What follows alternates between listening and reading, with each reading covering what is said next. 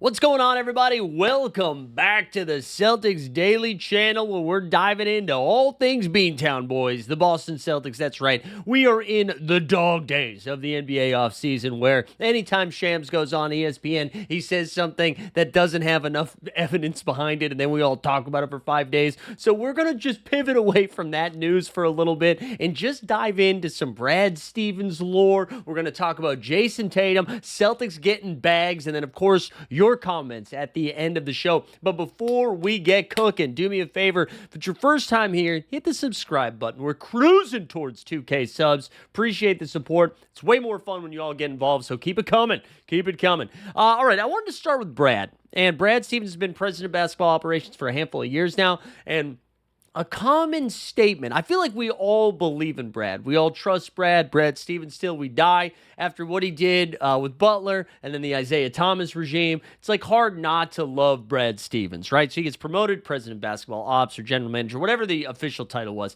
And since then, has been kind of tinkering with roster construction. One of the things that gets brought up a lot in the chat is his inability to smash the draft picks, right? And I've pointed out time and time again that I do think there's a lot of guesswork that happens when it's late in the first round and only getting second round picks. And when you're a team that's constantly making Eastern Conference Finals runs, getting to the finals, winning a chip, you're going to be picking in the late 20s and early 30s every single time, right? So it's a lot harder to get it done. But what I thought we could do is kind of like do a quick evaluation, because I have just been such a Brad staunch defender, subscriber to all things Brad, that I hadn't really looked at it, and I'm going to go through. So it looks like 2021, if that sounds right, is the first time that he started getting into the drafting streets, okay? So I'm going to fire some of these at you, and and I don't know, maybe you guys had a point. So here we go. 2021, they only had a second round pick. It was the 45th pick overall. They took a guard out of France in Johan Bagarin. I don't know if that's the correct pronunciation. Should have Googled and looked it up. But I don't remember Johan Bagarin ever making his way over to the East Coast. I don't remember seeing him hoop at all for the Celtics. So we'll just call, but again, it's a second round pick. Very rarely do second round picks pop. Of course, you get the occasional Manu Ginobili, Nikola Jokic, Desmond Bain, whatever. But okay. 22 NBA draft. Again, same thing. Only second round pick here.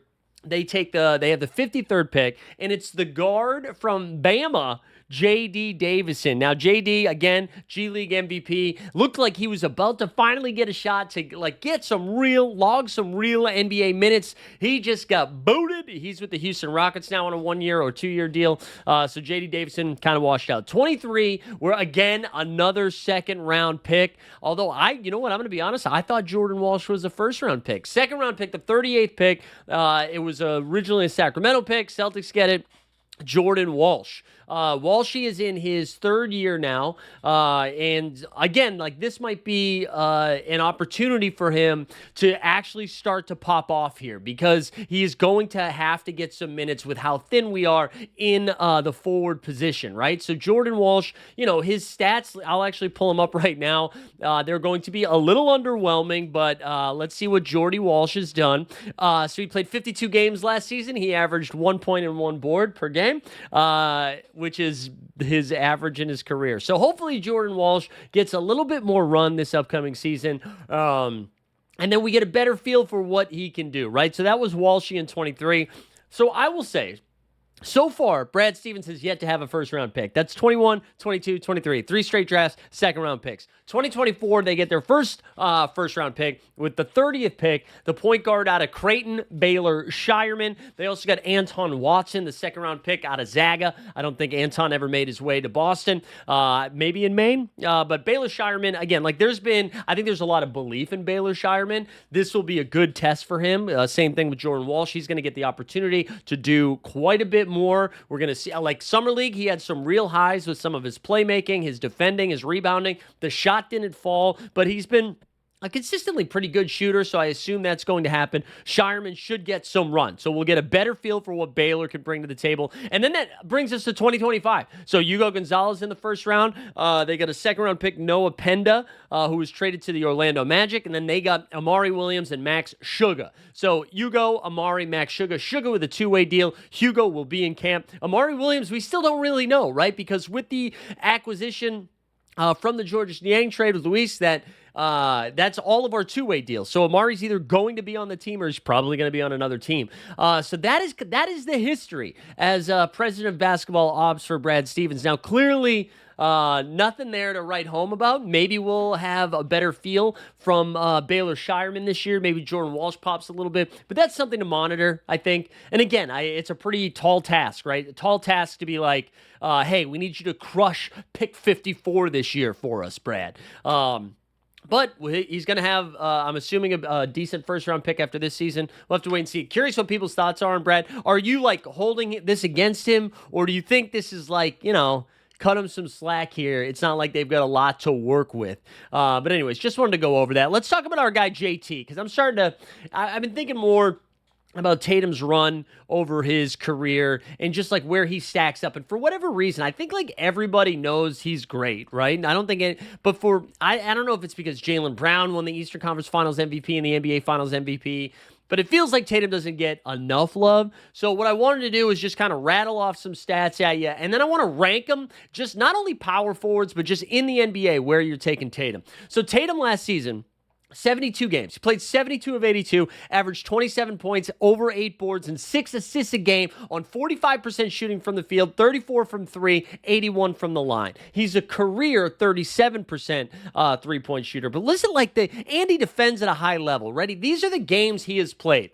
His rookie year, 80, then 79, 66, 64, 76, 74, 74, 72. Durable AF. Tatum is doing it on both sides of the floor, night in and night out. He's evolved his game. I just think he's incredible. When you look at the entire power forward list, right, if you were going to rank them, I think there's only one power forward I would take over Jayson Tatum today. And there's an argument. No, there isn't. I was going to say there's an argument to be made that he stays healthier, so you could take him. But I think Giannis Antetokounmpo. That's it. That's the end of the list. Right now, in 2025, the only power forward I'd take over Tatum is Giannis. Giannis, Finals MVP, like he's incredible. He's insane. Can't shoot the ball, but it doesn't matter because he's a Greek freak. He does whatever he wants. He can defend too. But after that, it's Tatum. Like, I'm taking Tatum ahead of this list. Ready? I'm taking him ahead of Kevin Durant at this stage in KD's career. Peak KD, give me KD. But KD, Anthony Davis, LeBron James, who's my age, Kawhi Leonard, I'm taking him over Kawhi. I'm taking him over Zion, Pascal Siakam, Paolo Banchero. I mean, maybe people would make a case for Paolo over Tatum. I don't think I'm not there yet. I think Tatum, I think Tatum's going to go down as one of the best Celtics of all time. I think just because of the longevity, you might have to start having these conversations like the way we talk about LeBron and Jordan. And just real quick, Jordan's my GOAT. Jordan will forever be my GOAT, but that doesn't mean I hate LeBron. I think LeBron's the second best player of all time. I think it's hard to compare because, like, in a vacuum, Jordan's peak, so high, just so high. But LeBron did it over the course of just an insane amount of time, right? And I think you could make the same argument with Tatum. We're like, well, actually, it's probably going to be hard to put him ahead of Bill Russell because of what Bill Russell did. But so let's put Bill Russell on his own pantheon, his own platform.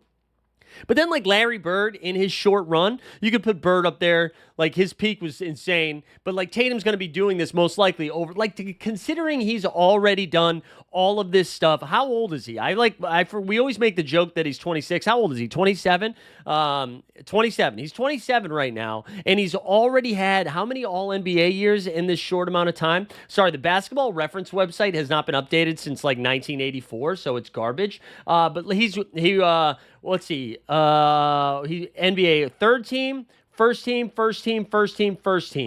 He's made 5 All-NBA teams, 4 consecutive first-team All-NBA. He's insane. He's so good. And then I think if you want to rank the entirety of the league, right? I mean, I'm still taking, I know you guys hate Luka, but I'm still taking Jokic. I'm taking Luka. I don't know if I'm taking SGA, but SGA is right there. Giannis. Like that whole conversation, I think he's in there. I think he's in that conversation. I think he's a step below the Jokic and Giannis, right? I put Jokic and Giannis, but then I think it's like, Luka, SGA, Tatum. I'm fine with that. I'm fine with that being a tier, and I just don't think the league as a whole, or maybe the league recognizes it. I don't know if the fans outside of Boston recognize it. I just think Tatum's insane, and maybe we need to do a better job talking about it this year while he's not playing, and then when he comes back, appreciate him in the way that he should be appreciated. But I'm a JT fan. I am a JT fan, or JT stan, if you will. I want to talk about the Roman Empire. How about this title right here, the Roman Empire? By the way, if you're enjoying this Celtics Daily content, there's a Red Sox version of this channel too. Is it called Red Sox Now? Red Sox Daily? Should have looked it up first, but shout him out. Mike Antonellis, I think is the correct pronunciation, and he breaks down some Red Sox coverage every day. Go check that out. But I wanted to talk about Roman Anthony just for a second. I'm going to connect it to the Celtics, I promise. Roman Anthony, $130 million guaranteed over the next 10 years, I think. 10 years, right? $130 million guaranteed, $230 million if he hits all of like the check marks or whatever, and then gets to hit free agency again when he's 30. Let me just make sure those numbers are right and I didn't just screw that up. Here we go. It's a $130 million extension, and now he has the incentives for another $100 million. So 130 guaranteed, 230 total. This universally, this was announced. Boston fans were like, hell yeah, brother. We're keeping Roman. I don't know why I gave you a southern accent. Hell yeah, brother. We got Roman Anthony, kid. We've got, like, everybody was excited. And now I know it's because he's young, the talent. We just got rid of Devers. We never paid Mookie, so at least we're paying somebody. I get it. But, like, why don't we have that reaction when we pay Jaylen Brown or Jayson Tatum? Instead, the first thing we do is like, really? Really? We're going to pay him that much? I don't know why I'm doing that impression now, too. So I just think we need to reshape how we appreciate it. Why are we cool in baseball when they get stupid deals? And then in basketball, we're mad at it? And don't tell me because one contract is longer or shorter than the other, because the baseball career is longer than the NBA career, usually. So I don't know. I think we should be, this is me just being pro player and anti-owner, all right? I think we should it's fine. It's fine to celebrate our guys getting paid. Give them the bag, because when you don't pay them, they stop coming over here in free agency. Celtics already have a difficult enough time getting guys to come over in free agency, so let's celebrate the bags. Congrats to Roman Anthony. Congrats to Jaylen Brown. Congrats to Jayson Tatum. Get paid. Get paid and get laid. Is that a Kenny Powers thing? I don't know. All right, let's get to some of your comments, then we'll get on out of here for this weekend edition of the Celtics Daily. Just a reminder, too, your boy's on vacation, so we still get the content coming at you. Just might look a little different unless we get some hot breaking news, and then we'll be back. We'll get some breaking news at you. But anyways, the content's going to keep rolling, so I don't even know why I'm telling you on vacation. Maybe I'm just flexing that I'm taking a vacay. But make sure you hit the subscribe. Let's get into your comments. Biggest one, Fox versus Derek White. Lot of chitter chatter in the comments. We got Carlos Harris 3589 says Derek White ahead of Fox, Harden, etc. Only one I would put ahead of Derek White is Shai Gilgeous-Alexander. And then Handsome Be Wonderful said White is a better overall player than Fox. Empty stats, Fox. Wow, hot takes. I'm actually with you guys on White over Fox. I am. I'm with you, and I'm not a proponent of Fox being an empty stat guy. I actually think De'Aaron Fox is a really good basketball player. Fox in his career has averaged 21, 4, and 6 assists. Last season, coming off of 23, 5, and 6. Not a good three-point shooter, great in transition, good passer. He's had an All-NBA year, right? Made a third-team All-NBA in 22-23. Here's the thing with De'Aaron Fox. I was so impressed with him in that first round playoff series when the Kings, like the Beam, were playing the Golden State Warriors. It went 7 games. Steph Curry, I think, dropped 50 in game 7 maybe. But Fox was injured. He had a messed up, mangled hands, had surgery in the offseason, and still balled out that whole time. So I'm not going to go as far to say empty stats, but I love what Derek White brings to the table. I like that Derek White, if you need him to facilitate and handle the ball, he can do that. He's a good passer. He's an A+ plus defender, can shoot the three, can still get to the rim. Like, give me Derek White all day, every day. I think if you're trying to build a fantasy team, give me De'Aaron Fox. If you're trying to build a championship team, give me Derek White. Now, to go back to, I think it was Carlos's comment, Carlos taking him over anybody except for SGA. I know the Luka hate's real. I get it. I'm still taking Luka over Derek White. I got it. Luka's he took that Dallas Mavericks team to the finals.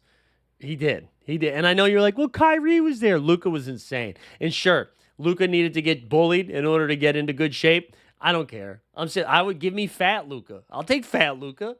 If we're going to root for fat Kenny Lofton, give me fat Luka. I still think I'm taking Luka. I'm still taking Steph Curry. I'm sorry. You're not putting Steph Curry. No. I'm taking Curry. I'm taking SGA. But I think the Fox and Harden, I think I would take Derek White over those guys. If you just, again, you need to win regular season games, give me James Harden. You need to win a championship, give me Derek White. That's going to do it, boys and girls. We had a quick one. This is a nice little Sunday edition of the Celtics Daily. Appreciate everybody hanging out. Hit the subscribe on the way out. We'll see you around here next time. Go Seas, K.